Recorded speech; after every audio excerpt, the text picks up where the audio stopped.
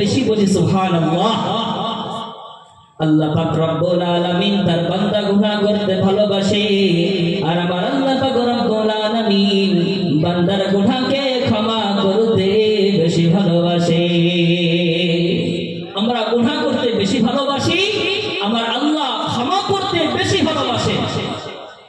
তাই আপনার দ্বারা আমার দ্বারা যতই গুনাহ হোক না কেন, আপনি কি এমন গুনাহ করেছেন? আমরা মদের আড্ডায় থেকেছি, তাসের আড্ডায় থেকেছি, সুদ খেয়েছি, ঘুষ খেয়েছি, যতই গুনাহ করি না কেন, সমস্ত গুনাহ নিয়ে যদি রবের কাছে আপনি হাত পেতে কেঁদে কেঁদে বলেন, ওগো আল্লাহ,